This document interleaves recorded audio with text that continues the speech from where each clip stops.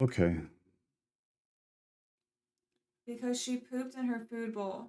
In case Great. anybody was curious. Any of you curious cats out there. That's what happened. That is what happened.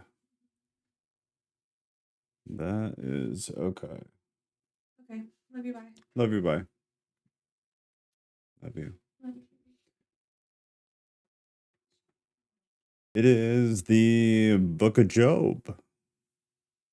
Good stuff. David, the Book of Job. This is going to be a wonderful night. Bible study with my family. Nothing compares. I love y'all so much. David, any wild animal escapades since last night? Yeah, the real question is actually, where are the pictures of the baby hogs? Pictures I don't think we of ever Dave. got that. Yeah, did we get the? Yeah. I don't think so. You owe us pictures in Discord. Or have you not come to? That's right. I don't think you've got on Discord yet, have you? Because you have struggled with the conversion to it. We got to get you over there. And if you're over there, we got to get baby pictures. There you goes. Baby pictures. Baby picture trade-off. All right. If you're watching this later, we do a number of live streams every week. Everything is now automatically also going to Rumble because of a couple of reasons. One of which is YouTube is continuing to not be happy with us for whatever reason. So I was doing it a while last year and then I stopped because YouTube left me alone. And now it appears to be a requirement again. So rumble.com/tattoo theist, rumble.com/live Bible study. Everything also goes over there now automatically at the same time. So just in case. But we do a Tuesday night live stream on @tattooedtheist. That is a topic discussion where everybody votes on a poll. Whatever wins the poll is what we discuss. So last week was reincarnation. The week prior was mental health as a Christian, from a Christian perspective. We did the Gospels, Marcion, the first New Testament, the Gnostics, really anything we want to talk about. This Tuesday is Purgatory. However, we might have to push it an hour later because of some stuff that I have to do. So I will definitely update everybody on Discord about that, which is the other bit. So if you're watching this and you're not a part of the Discord yet, I highly recommend. There's an events page on Discord that shows you all the streams that we do and then also the accounts that they're on. So Tuesday is @Tattoo Theist on YouTube. Everything else is @Live Bible Study, which is where you're watching this right now. But Discord is great, super great people. And when I know what is going on this Tuesday with Purgatory, it'll be in the announcements section and I will tag everybody so you know. But it would probably just be pushing it back an hour, maybe a little bit later. So sorry, but I don't want to cancel it because I've had a few of those recently and I just don't want to do it. So I'm going to do everything I can to not cancel it and rather just push it back. Have you looked into Odyssey? What is Odyssey? Odyssey. Is this a streaming thing? It looks like it. Okay. No, I have not. At all. No. I will look into this. Interesting. Yeah, no, I have no idea this existed at all. Everything, I just have it set up now. So like as we're live here, we're live on Rumble at the same time, which is what I was doing last year. And then I stopped. So now it's all just automatic again. But I will look into Odyssey. Maybe you mentioned this in the past, though. It sounds kind of familiar. Like you brought this up before. So I will look into it and see what the deal is. Just a thought, they have a decent partner program, I've heard. Interesting. Okay, yeah, I'll definitely look at it. It's worth a shot. You know, maybe we get some new people from there. Like a lot of... Here's why security experts are warning seniors about new digital... Sorry, y'all. A lot of people had come to the Discord like through TikTok. And then I stopped doing TikTok because I hate TikTok. But I'm like shutting down potential great people, which is not smart on my part. Ruth says she loves the Odyssey platform. Yeah, it sounds vaguely familiar. I feel like you told me about this last year, and I don't think I ended up looking into it. So I need to do that. I will definitely take a look. The more the merrier, I suppose, right? It's better than Rumble. I find that hard to believe. Rumble's come a long way. It's still real rough compared to like YouTube, but it's come a long way. Like, I got to give them that. They have certainly solved many of the problems that they were having. But Odyssey looks very interesting, to say the least. The homepage alone is like kind of wild. Some of the stuff I saw on there just as a snapshot. So I'll take a look. David said, we have 42 baby hogs. I'm on Discord, but no good at photos. Working on it. They are wild hogs. Work on it more better. Cat, we need to gift David a cellular trail cam that he can just put on his property, and it will capture photos, and we'll set it up so it just automatically sends the photos to Discord. David will just have his own channel in Discord called David's Trail Cam, and it will just automatically go over there. I like this idea. I think it's a good idea. We are in Job 10, I believe. Hopefully, because that's what we're going to read. 10, 11, 12, I think is the plan here. You get music out of my ears so I don't lose my mind. Okay. All right, so chapter 10. This is Job. So it's kind of gone back and forth between Job and his friends, not really friends. David needs help naming hogs. We can definitely help with that. I feel like this is why we need photos, David. If you post photos of the hogs, I guarantee everybody will come together and name the hogs. Ruth needs a possum cam. I or Cat will text Ghost why that's kind of funny. We just need to get everybody trail cams. This is what we'll do. We are becoming more and more equipped to be able to help everybody photograph and video record their wildlife around the house. Okay, anyways, so Job, they've been going back and forth. The friends have said stuff. The friends who aren't really friends have said stuff. And then Job has said stuff. It's just a lot of lamenting going on.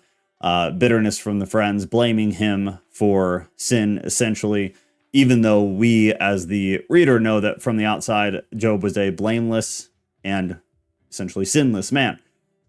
So now Job is continuing his plea to God. I loathe my life. I will give free utterance to my complaint. I will speak in the bitterness of my soul. I will say to God, do not condemn me. Let me know why you contend against me. Does it seem good to you to oppress, to despise the work of your hands, and favor the designs of the wicked? One thing quickly here. So, yeah. So, Job is obviously being sarcastic, right? He's sarcastically asking God if it seems like a good thing to despise what he has made. God has created Job. Job believes he's sinless, blameless, at the very least blameless in what's going on to him. And so he's sarcastically asking God, do you hate what you make? Do you hate what it is that you created? And the word that was used, tov, Hebrew meaning good, the same term that God used to describe creation in the beginning of Genesis. Then he said, to despise the work of your hands and favor the designs of the wicked. So now he's accusing God, like he's began to do, of doing injustice. God is doing something wrong because Job, from his perspective, has done nothing wrong. And God, at first, in Job's lament session, it was questioning God. Why are you doing this? Why is this happening? Make it clear to me. We had the court scene where there was a lot of legal type language of him being put on trial, but not actually getting a trial. And he was upset about that. He was just being prosecuted against. Well, then it kind of turned into him just blatantly accusing God. So now Job is accusing God of not only doing something bad, but of favoring those who are wicked, of favoring wickedness in the way that he's oppressing Job, who in his own perspective is innocent. So it's a continuation of some of this. Oh, I didn't see Carpenter's son. It's good to see you. Glad to have you back if you're still here. I was a little late to that. Piggies, possums, Bowser and Mario. Okay, I can see that scanning the chat is not going to do me any good. Verse 4. Have you eyes of flesh? Do you see as men see? So he's continuing to charge God with more sarcasm. Asking God if God is required or held to the same human limitations that we are. Have you eyes of flesh? Do you see as a man sees, as a human sees? He is contending that God will only find sin in him if he considers Job's situation from the human perspective. God, you only think something is wrong from me because you are looking at things like a human. You must not have the big picture like we believe you have, because if you did have the big picture, you would not be blaming me. You would not be punishing me because I have done nothing wrong. Obviously, Job has kind of hit a breaking point to a degree. Are your days as the days of man, or your years as a man's years, that you seek out my iniquity and search for my sin, although you know that I am not guilty, and there is none to deliver out of your hand? So now the sarcasm is coming to an end for now. For now, it does come back.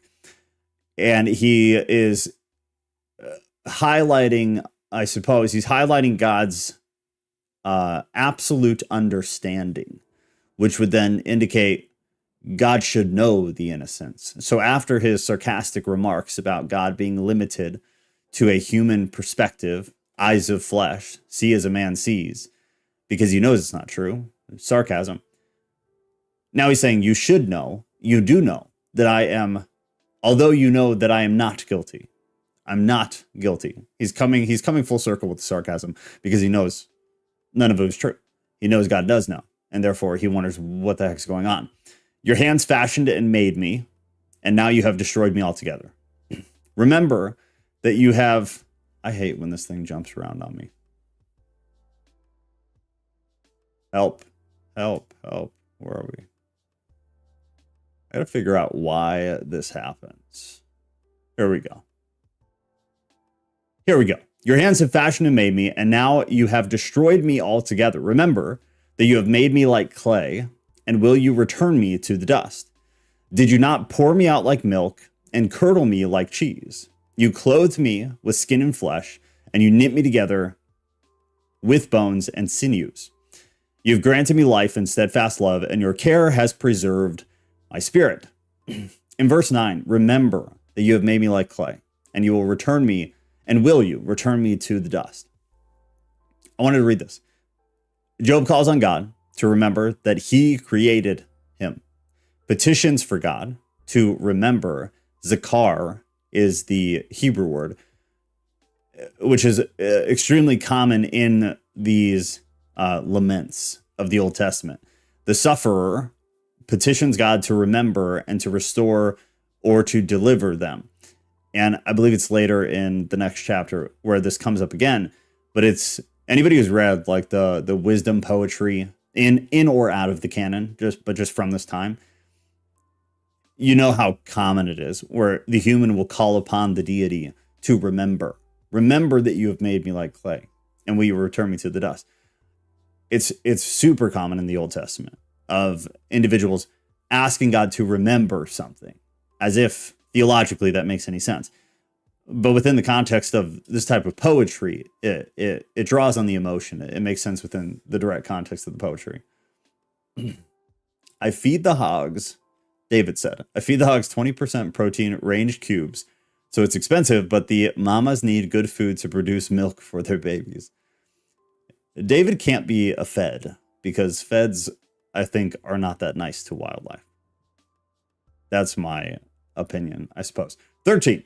Yet these things you hid in your heart. I know that this was your purpose. If I sin, you watch me and do not acquit me of my iniquity.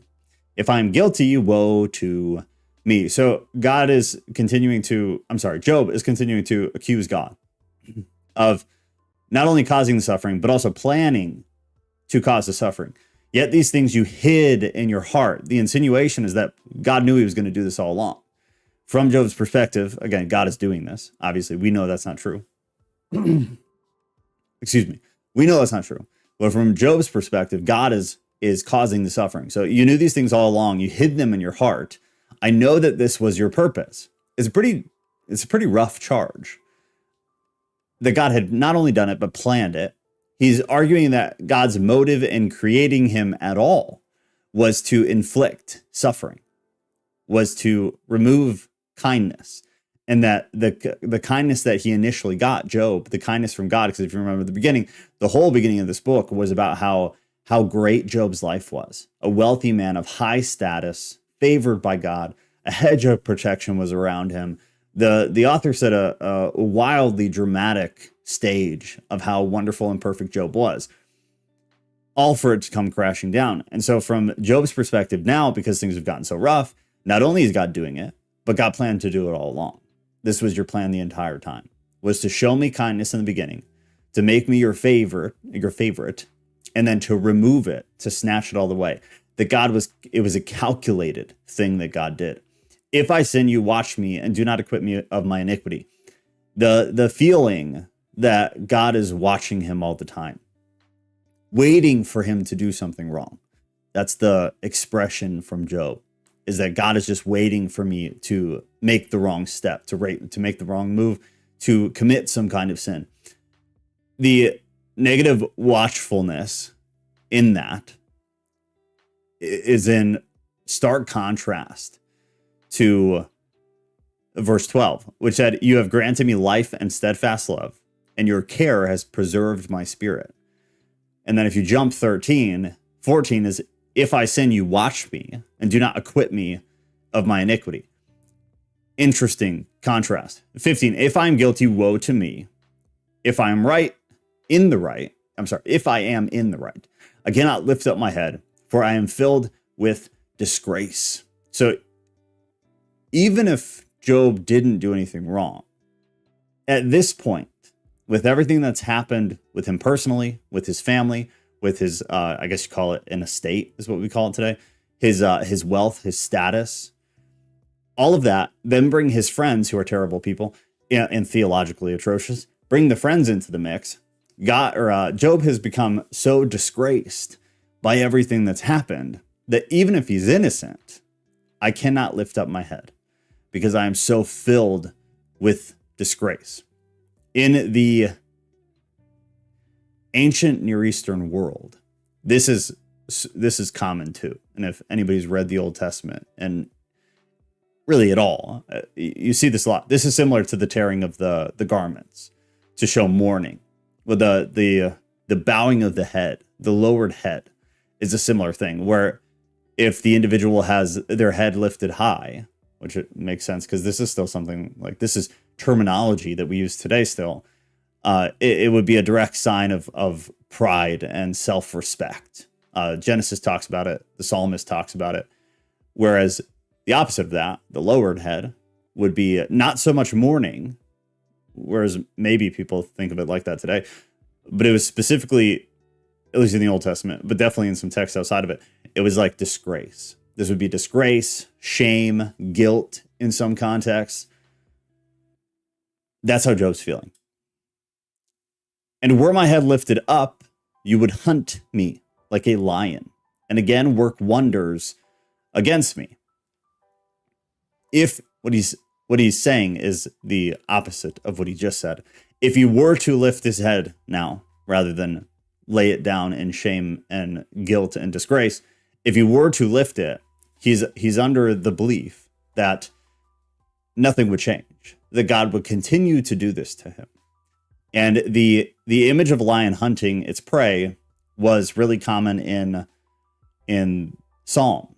So throughout several sections of Psalm, there is this imagery of the lion hunting the prey that I'm sure most of you are familiar to some degree with. So it's kind of drawing on that same image.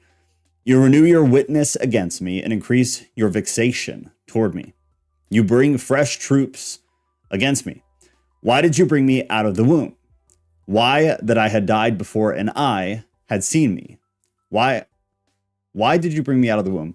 Would that I had died before an eye had seen me, and it were as though I had not been seen. Carried from the womb to the grave, are not my days few? Then cease and leave me alone, that I may find a little cheer.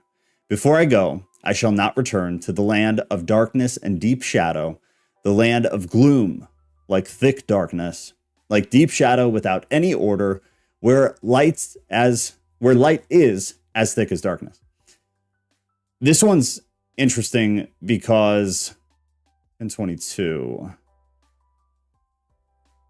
I got jumped again. So I pulled this out. It says, expresses the deep gloom of Sheol, the realm of the dead. Also mentioned in, it'll be next week, but Job uses 5 different words for darkness between 21 and 22. 5 different terms, which is just kind of interesting.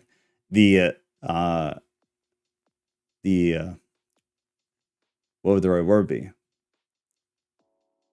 It's a deep desire to express a very specific emotion, I guess you'd say. I'm blanking on the word that I like to use, but the author using 5 different terms in trying to express this specific darkness and context of Sheol is interesting.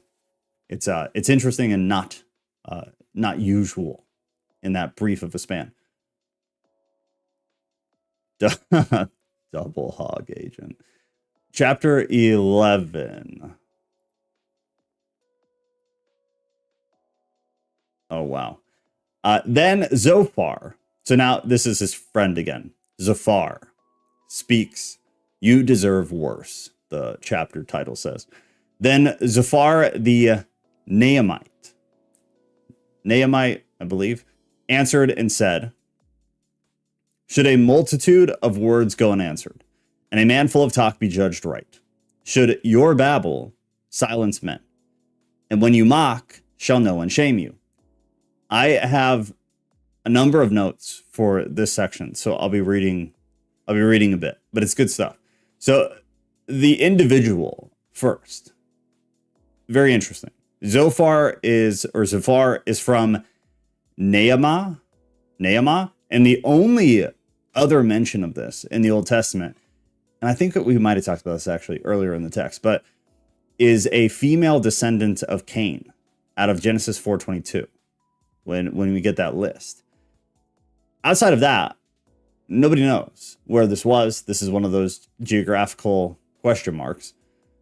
But the only mention of it is this location as an individual, and that individual is a female descendant of Cain. Just kind of interesting. Then 2 said, should a multitude of words go unanswered and a man full of talk be judged right? Should your babble silence men? We've talked about this in the past too, but like the more numerous your words in some of these cultures was, the more foolish you are. Like that's how you were judged. At least we have a reason to believe that based on a lot of context within the Old Testament and even a bit in the New, where the blabbering idiot is a fool. Somebody who speaks too much is a fool. The Hebrew term means empty talk, or often like a false boasting of some kind. Ghost said maybe we can come back to that Sheol verse when we do the episode on hell. That's a great idea, actually. Let me just make note of that.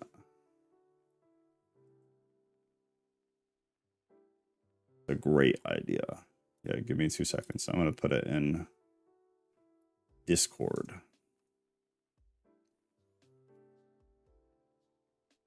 That was chapter 10. All right, done. Yeah, great idea. Great idea. All right, and when you mock, shall no one shame you? Verse 4, for you say, my doctrine is pure, and I am clean in God's eyes. Zophar is, again, which happened in previous sections of the text, is mischaracterizing Job's actual claims. Job never claimed to be without sin or without doing anything wrong. What Job did say is that he hadn't done anything to deserve what was happening, which are two different things, especially from the context of, or from the perspective of his friends. Their theological perspective that they put forth in Job in conversation with him is in direct opposition to what Zophar is saying here. But it happens with some of the other characters as well. For you say, my doctrine is pure and I am clean in God's eyes. Job didn't say that. Job said he didn't do anything to deserve what was happening. Job never said he was without sin at all. But oh, that God would speak and open his lips to you, and that he would tell you the secrets of wisdom. He's being kind of a smartass. Zophar is assuming that God will condemn Job, while Job, believing himself to be completely without blame in this regard, just wants an explanation for why it's happening. That's been Job's whole thing the entire time, is just to understand, which is one of, if not the biggest, arguably the biggest theological undertone of the book of Job is the question of suffering. When God finally does speak, he does not meet either of these wishes. He does not condemn Job, nor does he explain the suffering. So you're left theologically wanting at the end of the text. Verse 6, and that he would tell you the secrets of wisdom, for he is manifold in understanding. Know then that God exacts of you less than your guilt deserves. So he continues on with this theology. Zophar believes God was not punishing Job as much as he deserved. So the polar opposite of what is actually happening. Job doesn't believe he's being punished appropriate in context of what he's done, because he believes he's not done anything to provoke this kind of anger and rage and punishment and accusation from God. Zophar believes that he's not being punished enough, almost, that God is not punishing Job as much as Job deserves, that it's a light on the punishment. Eliphaz, earlier in previous chapters, believed Job had some small sin to confess before all would be restored. Bildad, in previous chapters, thought Job must be righteous since he was still living, in contrast to his children. If you remember that part, that was savage, where Bildad was basically like, well, your kids were terrible, and that's why they're dead. But you, there's still hope for you, because God hasn't killed you yet. All just great examples of terrible theology. Unless you're a Calvinist, then it's all really good theology. Sorry if anybody is. Can you find out the deep things of God? Can you find out the limit of the Almighty? So Zophar is making another argument that Job does not have the capacity to understand what God is doing, which is, I would say, fair, actually. The irony, though, is while Job never claimed to understand what God's doing, he never claimed to understand how God works. In fact, he pretty specifically says a number of times that he doesn't. Zophar does so by assuming Job's suffering was the result of God's punishment. So while Zophar is saying, Job, you don't know, you don't understand God, Zophar, in the last breath, was explaining how he understands God and why God is doing what he's doing. So this is a great example of theological inconsistency, and it's a great example of hypocrisy within a theological perspective, because that is extremely heavy in this chapter specifically. Its measure is longer than the earth and broader than the sea. If he passes through and imprisons and summons the court, but who can turn him back? For he knows worthless men. When he sees iniquity, will he not consider it? But a stupid man will get understanding when a wild donkey's colt is born a man. If you prepare your heart, you will stretch out your hands toward him. If iniquity is in your hand, put it far away, and let not injustice dwell in your tents. Surely, then, you will lift up your face without blemish, in response to what Job was saying previously about holding his head down because of shame, not being able to lift his head up. According to the beginning of the text, the prologue to Job, we know that this isn't true. Surely then you will lift up your face without blemish. It's, in my opinion, it's a play by the author on the prologue, because the prologue specifically used this terminology, that Job was a blameless, and Job was without blemish, had the hedge around him. But this term blemish, and actually, let me see real quick. So the term, yeah, it's the same one. So I have to think that's a play, and it's an interesting play. And the author, whoever wrote Job, actually, it's a masterful piece of literature, for sure, when you really get into it. But I love that, because we know from the prologue that Job is literally without blemish, because God said so. As the reader, it's a beautiful thing to be able to see that. Surely then you will lift up your face without blemish. You will be secure and will not fear. You will forget your misery. You will remember it as water that have passed away. And your life will be brighter than the noonday. Its darkness will be like the morning, and you will feel secure because there is hope. You will look around and take your rest in security. You will lie down, and none will make you afraid. Many will court your favor, but the eyes of the wicked will fail. All way of escape will be lost to them, and their hope is to breathe their last. And that is the conclusion of 11. So 12. I'm going to do some word studies. I actually haven't on, what was it? Job wants God to see him. Yeah, I think there's a lot to that, actually. Oh, here it is. So Ghost said, I think remembering and seeing can be seen as the same thing depending on context. Huh.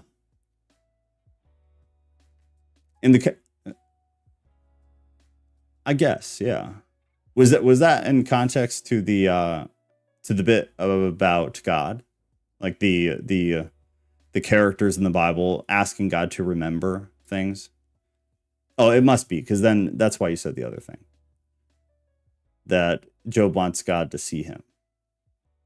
Yeah, okay. I think that's fair.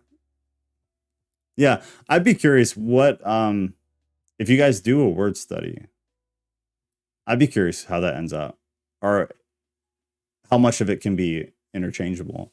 So if you pulled all, I mean, I guess first, what are the Hebrew terms that we in English translate to remember and see, which will be kind of hard because see is somewhat broad, but I wonder how many different times each one is used. See within a similar context to remember. That'd be really interesting. That'll be cool to see how that turns out. I've definitely never looked at that. Makes sense to me though. Job replies, the Lord has done this. So started with Job tonight, then one of Job's so-called friends, and now Job is responding to that part. Tampa said, I wonder if Job understood things after the fact and God answering why he did it was no longer necessary. Ooh. So you mean like after what we have as written story, did God express to Job what we don't get in the text? Like gives an actual conclusion to the suffering? I wonder if Job understood things after the fact and God answering why he did it was no longer necessary. Or do you mean that Job kind of comes to the realization that of what was going on theologically? Okay, gotcha. I misread that. I gotcha. You said that very clearly and I completely misread it. Yeah, I wonder. I mean, I don't think Job was actually, I don't know.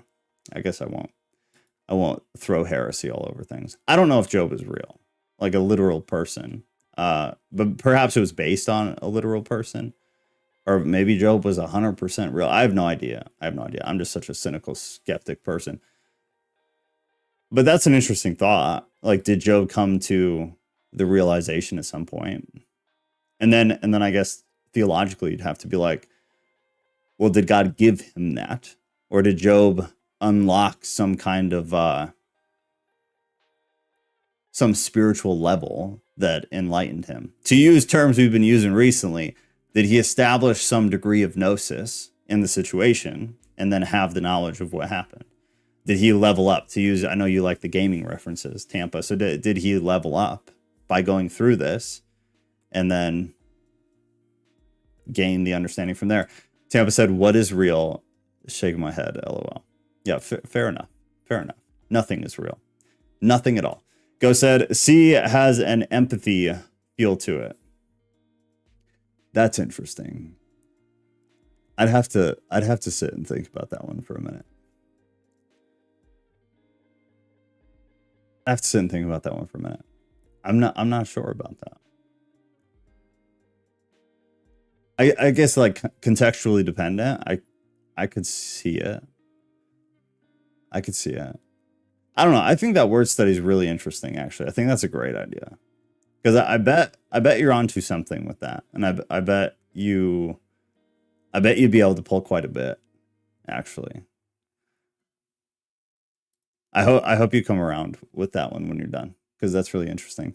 Ghost also said, aren't all stories written in hindsight? Right. So as like Job wrote the story, is that what you mean?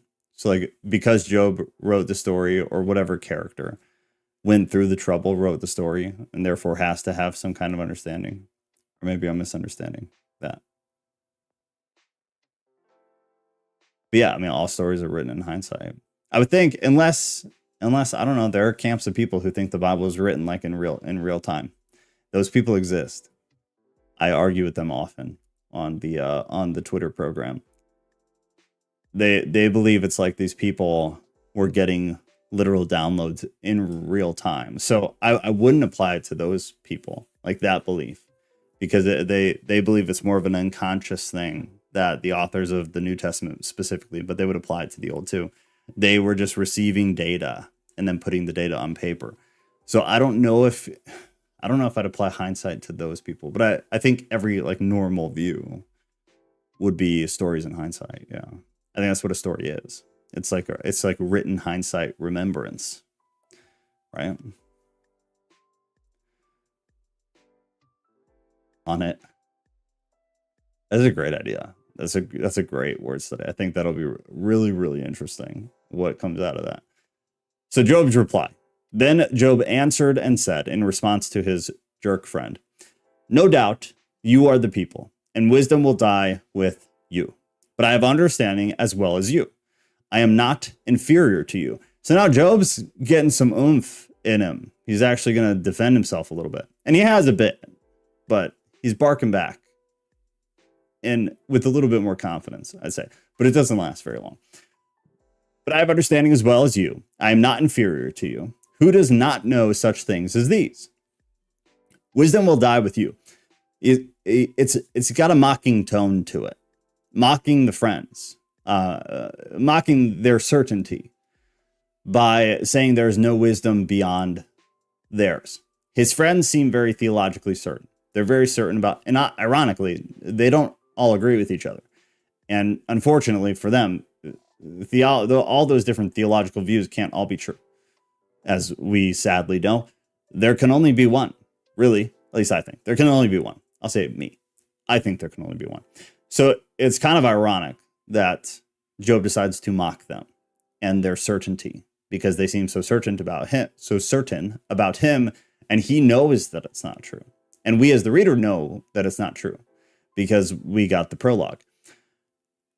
I am a laughing stock to my friends, I who called to God, and he answered me.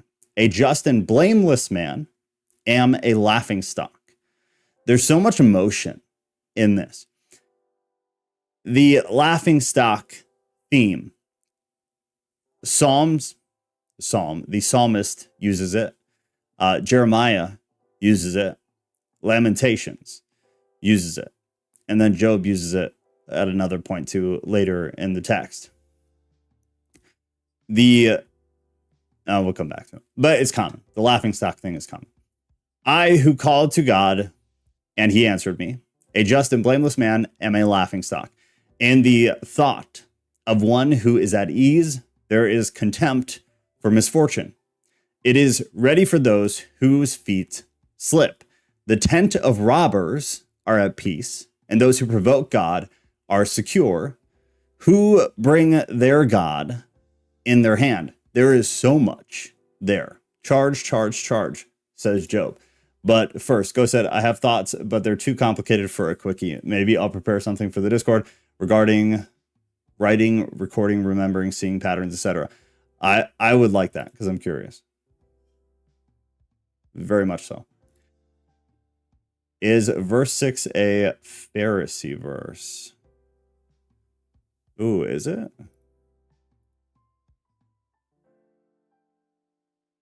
Let's see. I don't know. I do not know.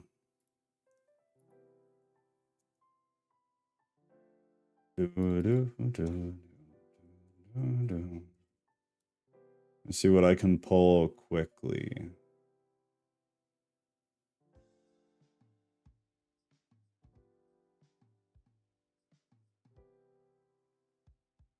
I think that'd be fair. I think it'd be fair to say. Just my opinion, though. I pulled up a corresponding verse. I think it'd be fair to say, yeah. It's not, I wouldn't have thought of that. Yeah, I don't see why you couldn't make that connection with the Den of Vipers. This is why I love this, because you guys, there are things that I just never would have thought about. Like dots, I never would have connected.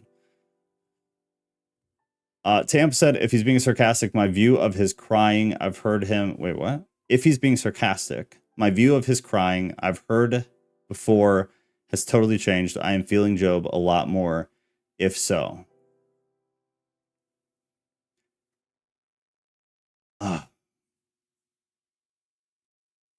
I don't. Can you try to say that a different way? I think I know what you're saying, but I feel like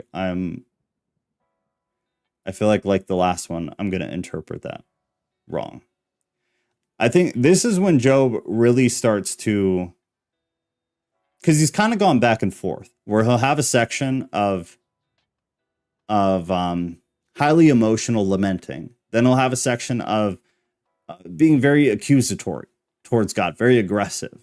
And then as you continue on, it really, I got you, hold on. It really starts to level out, and like the emotional aspect of it starts to unfold in a sense, and he becomes like more human. You should be good, Tampa. No, like you said that he was mocking his friends. Like you said it in a way where it wasn't like him crying. He was being if he was being sarcastic with it, like this story just got a lot better for me. Oh, okay. Yeah. I think that's undeniable. Yeah. It's very mocky, especially. Now that you've said it like that, I can totally see it that way. And I'm like, oh, okay. Yeah. Because before I'm like, oh, he's crying all the time. Oh, okay. Yeah, no, see, that's so important. That's a great point. That's like, that's one of the things that when I've done Bible studies in the past in the New Testament with Paul is like, I'll point out a lot when Paul is being sarcastic, when he's being just like a downright asshole. I try to point all that out because it's super important because it reads different. And that's a great example, just like the way you reacted to that. And there's so much of that. And more often than not, people will say stuff like that. Like, I've never read it that way, and it's been annoying to me, or you interpret it different. And then when you realize, like, no, Paul's being extremely sarcastic, it makes the verse so funny. It makes what's happening hilarious. And it's the same with Job, where these guys are coming at him, his friends, and it shifts the context heavily. Whereas, like, if Job is just crying in response, being a moany little girl, versus if Job is like, nah, middle finger to you idiots, your theology is very stupid. It's a very different story. Like, it's a very different read. I'm glad you said right, that. when I went over Job in church, when it was being taught to me, it was being taught in a way where it seemed like crying. So like I didn't want to go Mm. on with the story, but now that I get it from that view, it's like, oh yeah, let's do this. Like I want to hear the rest. And there's some of the crying for sure. But I think it's important to see when it's not. When Job finally like gets some guts and and no, the wisdom will die with you. It's good stuff. Right. Yeah. I'm glad you pointed that out. Isn't provoking God a Talmudic principle? Yeah, I think that's super fair to say. Yeah. Yes. 1,000 times yes. The pendulum of suffering. Yeah, super common. Unbelievably common. Wildly common. Yeah. Okay, so I think we left at 6. I'm really glad Tampa said that. That's so important. So important. Because you can read sections of the Bible for your entire life, 30 years, 40 years, 50 years, 60 years. And then that dramatically can change everything. If you read the epistles of Paul, like I believe from what I've seen anecdotally, like a lot of churches do, they're very dry and very like, there's no emotion to it. But then when you read them with the emotion of this dude who's losing his mind, he goes to one church, fixes things to some degree, then leaves to go fix another one. By the time he's 1 or 2 churches away, the church he started at is completely disheveled again. And now he's writing them letters like, what the are you doing? What is going on? It's highly emotional. And it brings like the personality of the people into the text. Whereas it's not this dry, ancient book of wisdom. Like there is some of that, but it's very interpersonal, especially when you get to like the epistles and stuff. But that's so important. That's something that needs to be talked about a lot more. The lens we read through is everything. Ghost said, yeah, it's 100% of everything. And it dramatically changes everything that we read. It's a Rorschach test. Yes. That's also so true, and I never, ever would put it like that. But it's undeniably true. Yeah. What a great point. I'm so glad this was brought up. Verse 7. But ask the beasts, and they will teach you. The birds of the heavens, and they will teach you. This was Kat's favorite verse. The birds of the heavens, they will teach you. Or the bushes of the earth, and they will teach you. And the fish of the sea will declare to you. Who among all these does not know that the hand of the Lord has done this? All of creation is the message. Understands, realizes, or has some natural inclination to know of God's greatness, of the supremacy of God. Since Job had already acknowledged that fact in, I guess for us last week in chapter 9, he does not need his friends to remind him of it. This already happened. This is the only time in this entire text where Yahweh is used. It's the only time in the conversations between the people where Yahweh is used. When it says the hand of the Lord has done this, we've talked about it a lot, but just a reminder. In the ESV, in the Old Testament, when it says the Lord, it actually says Yahweh. Why they changed that, I don't know. But all of the newer translations have. So that actually reads that the hand of Yahweh has done this. Sucks for us because it's something you would just never know. And that's substantial to some degree. If the term Yahweh, when God is brought up dozens and dozens and dozens of times in these conversations, but Yahweh is never used, we don't really know because of our English translations. But that's one to know, that it's the one and only time that Yahweh, what that means, I don't know, anybody's guess, but it's something to understand. And if you're weird, like a lot of us are, then it's something that maybe you'll look into. It's verse 9 of chapter 12, where Yahweh is used only time during these conversations between the friends and Job. All the other mentions are using different terms. In his hand is the life of every living thing and the breath of all mankind. Does not the ear test words, as the plate tastes food? Wisdom is with the aged, and understanding in length of days. With God are wisdom and might. He has counsel and understanding. If he tears down, none can rebuild. If he shuts a man in, none can escape. If he withholds the waters, they dry up. If he sends them out, they overwhelm the land. With him are strength and sound wisdom. The deceived and the deceiver are his. He leads counselors away stripped, and judges he makes fools. He looses the bonds of kings and binds a waistcloth of their hips. He leads priests away stripped and overthrows the mighty. He deprives of speech those who are trusted and takes away the discernment of the elders. He pours contempt on princes and loosens the belt of the strong. He uncovers the deeps out of darkness and brings deep darkness to light. He makes nations great and he destroys them. He enlarges nations and leads them away. He takes away understanding from the chiefs of the people of the earth and makes them wander in a trackless waste. Say again? Switch back to text. Ooh, thank you. Thank you. All right, there it is. He makes nations great and he destroys them. He enlarges nations. He enlarges nations and leads them away. He takes away understanding from the chiefs of the people of the earth and makes them wander in a trackless waste. They grope in the dark without light, and he makes them stagger like a drunken man. And that is the end of 12. And that is all we're doing tonight. Just in time to put Discord back up. Sorry. I suck. I know.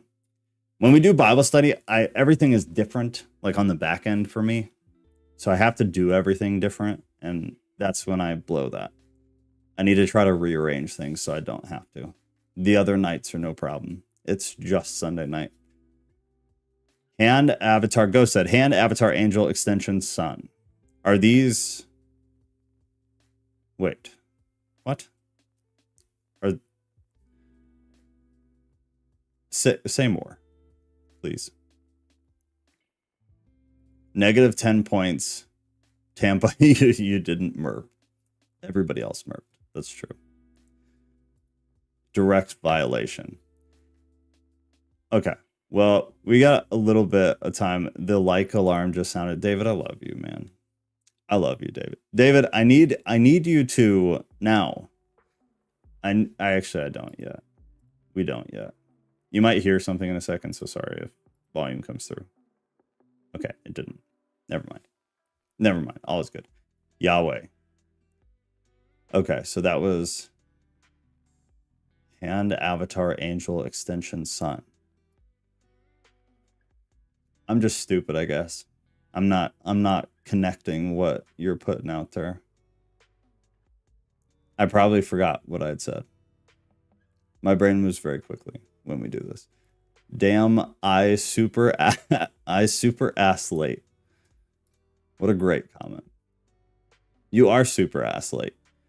Why are you super ass late? Didn't your schedule change? Ghost said hand can be replaced with any of those words. Okay, I'm with you now. Okay. Got it. Interesting. That's another thing. I'd be interested to get a synopsis.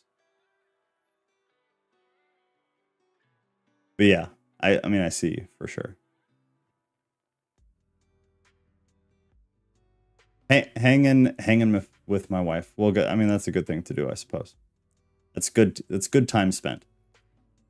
We are done. So closing stuff. If anybody has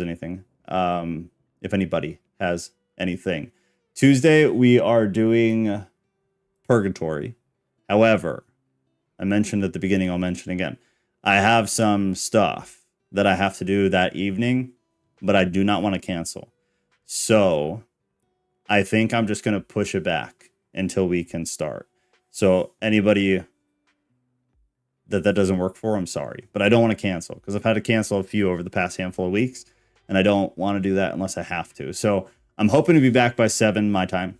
If not, I'll try 7:30. I'll try 8, and we'll just kind of go like that. I don't expect to be past 8 o'clock my time, so we should be 1 hour late, if that. So it might just be a little late of a night, and my brain will probably be fried. So I apologize in advance. But 8 o'clock is Joe's bedtime. But I don't want to cancel. So I'll be ready. We should be good to roll. I'm very excited for the topic. And I do not want to push it. So it just might be a little bit later. So keep an eye out for announcements, because I will alert everybody if we're going to be late. And then I will change the event to later too. So you can just follow that, and it should all be good. But I'm excited for that talk. It should be very, very interesting. And again, we've talked about it in the past, but like, what did we do last week? Last week we did, that's right, reincarnation. I'll bring what I've got from a totally different perspective than how we covered it last time, like we did with reincarnation this time. If you watch the old reincarnation, like from a year ago, we talked about entirely different things because these topics are so broad. So same deal with all this. Family first, Graves. So true. Tentatively, David, I'd say yes with some unsureness. Yahweh God the Father. I can't tell if I missed something or not. I don't want to say that. Never mind. I missed something. What is happening? Referring to the hand of the Lord. And can be replaced with any of those words. Yahweh God the Father. Oh, I missed the first word. Is Yahweh God the Father.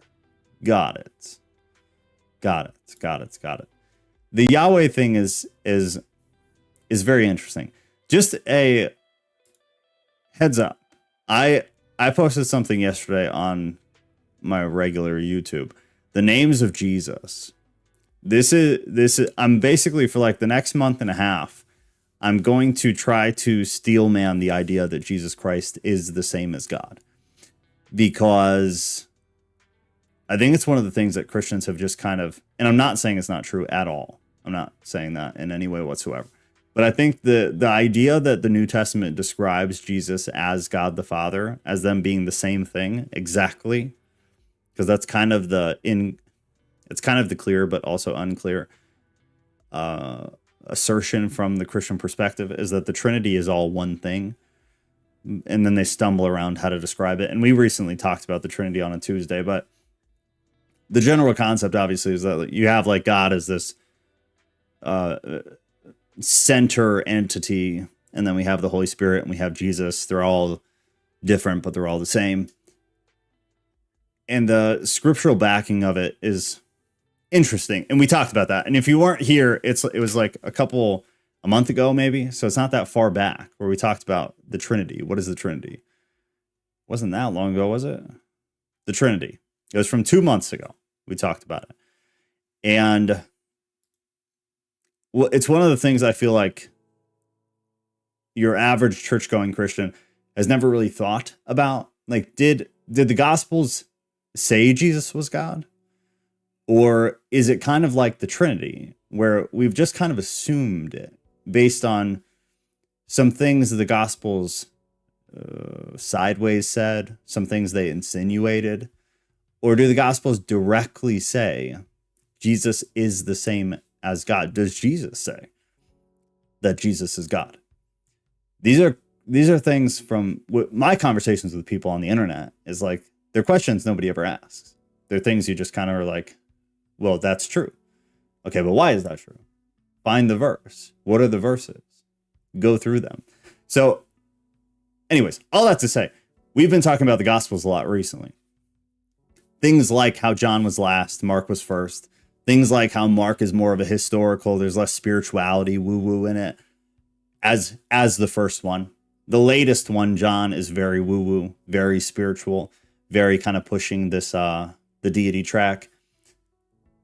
And somebody sent me, because we've been talking about that, somebody sent me on YouTube, they sent me a link to something from a scholar who's talking about how every chapter of Mark calls Jesus God, which is just, to me, is just asinine and 100% not true. But it sparked this thought in me, like, let's steel man the idea that Jesus is the same as God. And so I started doing that, and it's going to be a bunch of videos because it's a very intricate topic. And so I did the first one yesterday, and I posted it. And the thumbnail says, "Was Jesus God?"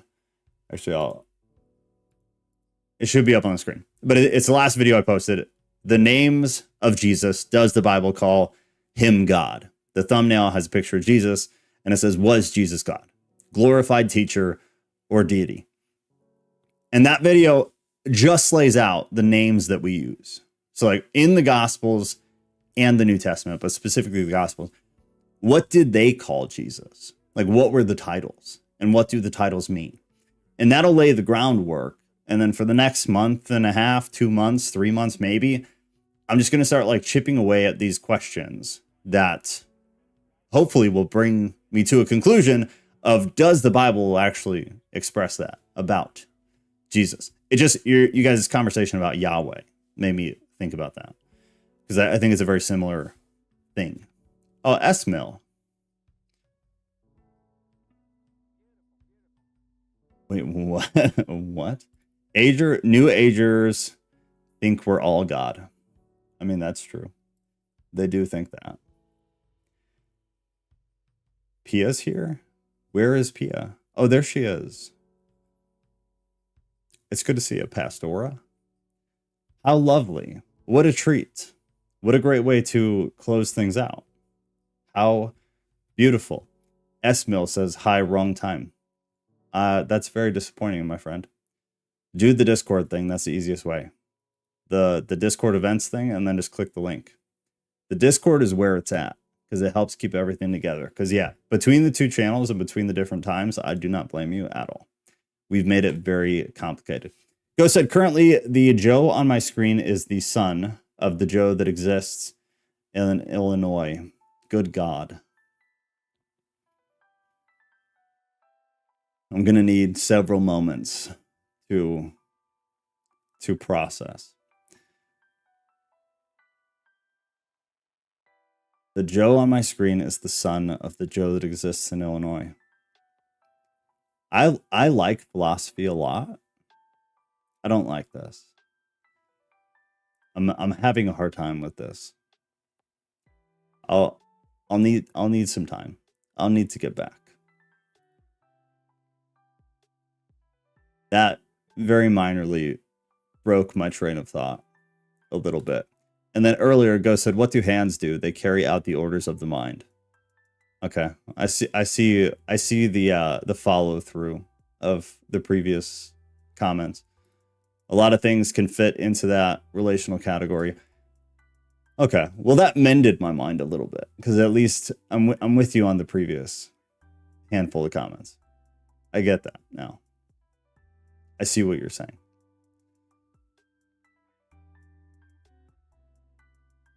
Yeah, that's interesting. That's something to think about. Kat said, "My mind orders me to do pets on all the animals all the time. I guess I like my mind." Thanks for that realization, my friend. Also fair. Yeah, but I know you're just throwing out weird thoughts. But I just hate that you throw them out and then you don't explain a little bit. You just you leave it out there with not enough. Not enough, or I'm done. And I'm sure it's 60-40 me done. But that could have used a little bit more of an explanation, because I want to understand. The Joe on my screen is the son of the Joe that exists in Illinois. They're both me, right? I feel like I need to write a dissertation on this or something. S. Mill said, "Kat's mind tells her what to do." That is mostly true. Kat said, Ghost will make you feel so smart, and then suddenly your IQ drops right before your eyes. Ghost never makes me feel smart, ever. Ghost makes me feel just dumb all the time. And with that, Ghost said, well, explaining it is not fun. Gotta simmer a bit. Exactly. Point proven. Case in point. Son can mean extension, just like the Father and Son are both God. Son can mean extension. Okay. Well, that's a little bit more. I'll take that. I'll take that. And then I'll let the rest simmer.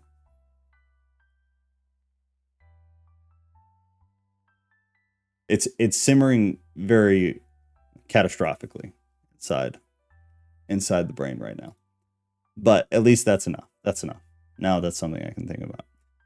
David said, the thought ain't a cookie on the bottom shelf. That thought ain't a cookie on the bottom shelf. Boiling. Yes. That would be the correct term. Yeah. Thank you. Boiling would have been the proper way to say what I was trying to say. Tampa said, what is new, really? I don't think that those beliefs are New Age at all. Personally, I don't know. So I think that's true and not true at the same time, because I think that they're old thoughts. I think they're old practices and principles. I think they did die, though. To at least, nothing ever truly dies. But I believe they, like mainstream-wise or volume of people-wise, those types of thoughts died out, and then they have kind of made a resurgence of sorts. So I guess maybe true and untrue in a sense. I can't reach Ghost's shelf, says David. That's a great way to say that. David has a way with words. Well, because Ghost shelf is a non-existent metaphysical energetic shelf that only he has access to. But he tries to draw it with crayons for the rest of us to hopefully get a glimpse of what items reside on said shelf. He does his best. He does his best. Esmiel said, the Joe on the screen is the word of the Joe in Illinois, according to the definition in last video. Maybe in that sense, the son relationship. The Joe on the screen is the word of the Joe in Illinois, according to definition in last video. Maybe in that sense, the son relationship. Sometimes I regret doing this. Sometimes I regret not just finishing the last verse and being like, I gotta go. Everybody have a great night. Love y'all. Bye now. Because it happens to be when we finish reading and then we just hang out where this happens. And I am trying to decode crayon drawings of intricate thought processes from several of you. And I can't understand the crayon drawings. And then I second guess my intelligence to some degree. But it's a good thing. Hours from now or days from now, I'll be grateful for it, because I'll think back on this, because it happens a lot. No joke at all. I'll think back on comments that were said or ideas that were proposed. And I'll be like, damn, that was actually really smart. It'll click. At least maybe it clicks in a way that you absolutely didn't intend, but something clicks. Something happens up there. Ghost said I'll be on the mic next time. Fair enough. Fair enough. Tuesday. Esmiel, I don't know if you were here, but Tuesday, I would keep an eye on Discord, because Tuesday we might be late. So I will post announcements. But right now it's scheduled for 7 p.m. Central Time. Tuesday, Purgatory and a little bit of Hell. Sounds fun. But it might be 8 p.m. Central Time. So stay tuned, because I think we would very much like you to be there if you're still here, Esmo. I feel you would have a lot to add to that conversation. So that'd be really good. Ghost said the Father and Son are the same essence, but they exist in separate ontological dimensions, just like 3D Joe and Screen Joe. And just like that, everything clicks. And now I feel really stupid. Gotcha. Gotcha. Entirely. Yeah. That's interesting. I don't know. I could see that, I guess. It's something I'd have to think about that. That's a new way for me of looking at that. That's something I'm going to take some time for that one. I'm saving this. That's an interesting perspective. Yeah. I like that a lot. Actually, if nothing else, I don't know if I see it exactly like that, but if nothing else, I think that's a great way of explaining it. If nothing else, but I think that could also very well be, in essence, what is happening or what that is. Very interesting. Esmil is abandoning us on Tuesday, I see. I have gym training Tuesday. Sorry. Just Tuesday? I could never, not never. I guess I used to. I can't do the gym at night. I do the gym at 5 o'clock in the morning. Otherwise, I don't go. By the end of the day, I'm done. All done. It's got to be first thing. It also wakes me up. Beautiful way to wake up. Tam said, being able to say that you don't know something is one of the smartest things a person can do. I love y'all. I don't know anything. As soon as I think I know something or I start to feel confident in some area, especially of this stuff, I get humbled so fast and so hard. It is just something I don't do anymore. Ever. It's happened too many times where I feel I got a grip on something, or I feel smart in some way, and I just get wildly humbled so fast. So fast. And there is no doubt for me anymore that is a direct God thing for me, because I've had stages of life where pride was certainly present in like my ministerial application with people, and 0% at this point. None at all. I learned. Go said the ancients could only explain it so well because of the nature of how knowledge unfolds over time. We have more tools to explain these concepts now. See, I think I struggle with that. So then wouldn't that be similar to saying that, or wouldn't in essence you be saying that the potential of spiritual knowledge is contingent upon technology? I don't know if I believe that. I don't know. That's another one I'd have to think about. The nature of how knowledge unfolds over time. We have more tools to explain. So tools, technology, to explain the concepts now. I don't know if I believe that. I don't know. I want to think about that one. That one I have a hard time with. Go said not necessarily technology, but dot connecting. But isn't that a result of technology? Like, I'm not sure. I'd have to think about it. Like, initially, I want to say the only reason, or the only way we're able to connect so many dots the way we do is because of technology, either directly or indirectly, but it would be the result of technology. If nothing advanced over the past, all of history, basically, since the time we're talking about, would we be able to connect the dots? Haven't we advanced due to technology, whether indirect or direct? I don't know. That's really interesting too. That's something I definitely want to think more about. But that one, I at least initially, my opinion is no. But if one of y'all could throw out, like, convince me we're not where we are and don't have the ability to connect dots because of technology, then I think I would change my perspective on that.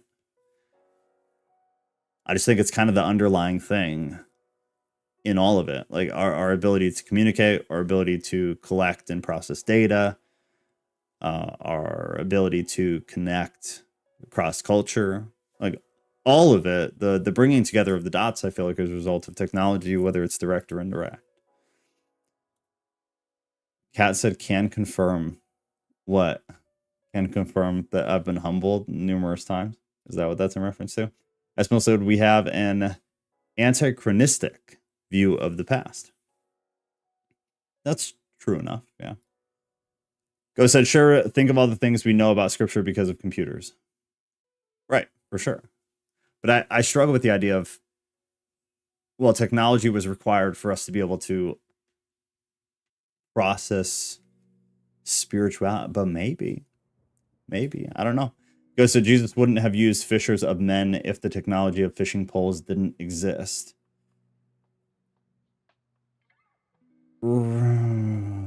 But so the fishers of men thing, you mean like the illustration of it? Like fishers of men in terms of, it's like it's interpersonal communication.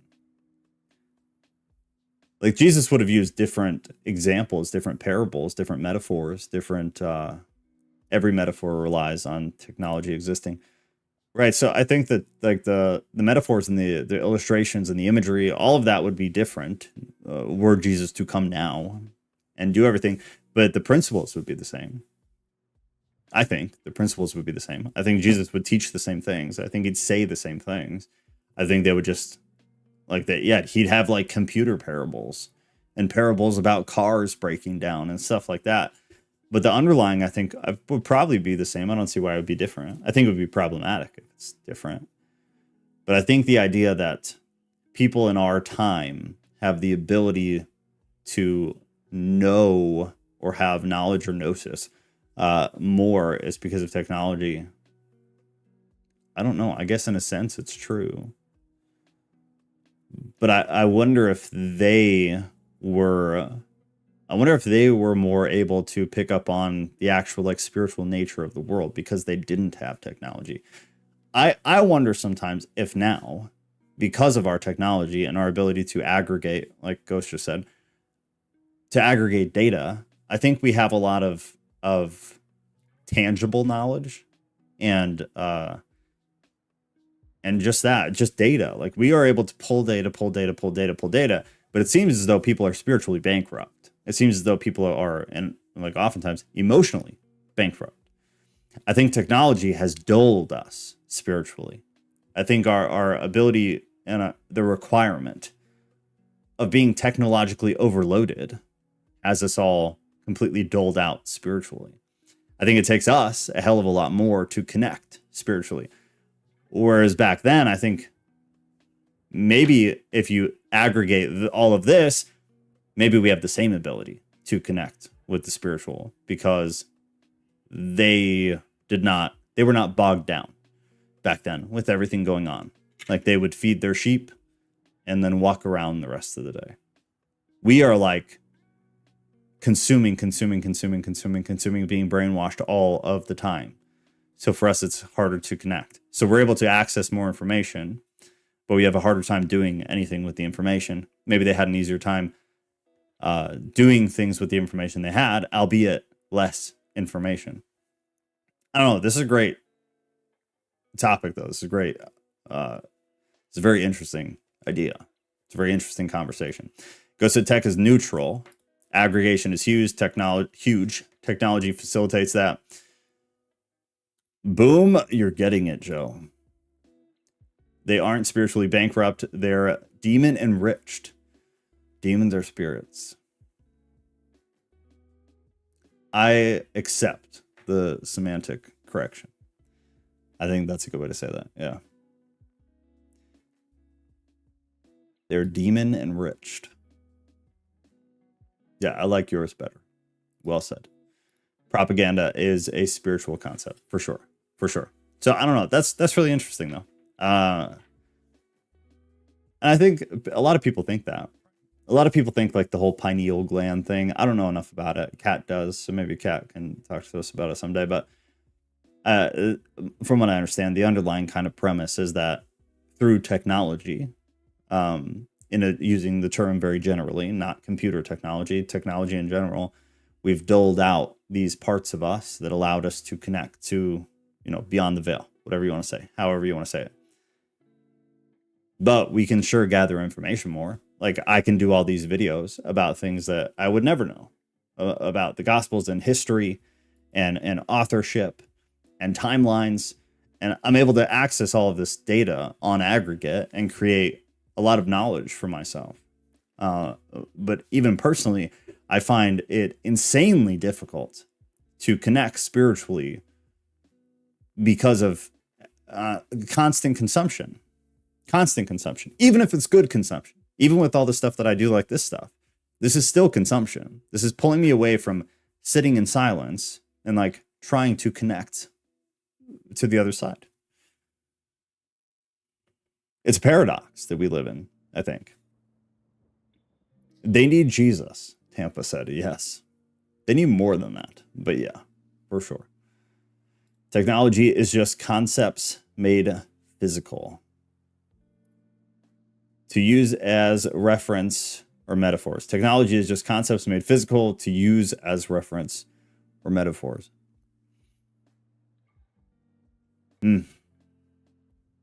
That's an interesting way to say that. But yeah, right. I would say.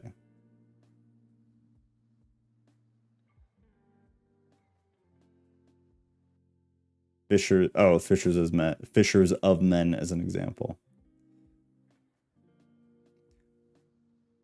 This is a really, really actually a very interesting conversation. This would be a very interesting, longer form conversation. I think this, and then I'll try to tie something else into it. I think I'll add to the Tuesday list. Because there's a broader topic here. And I think this would be something really fun to go through. Ghost said it relies on the technology of fishing poles. Think of all other parables too.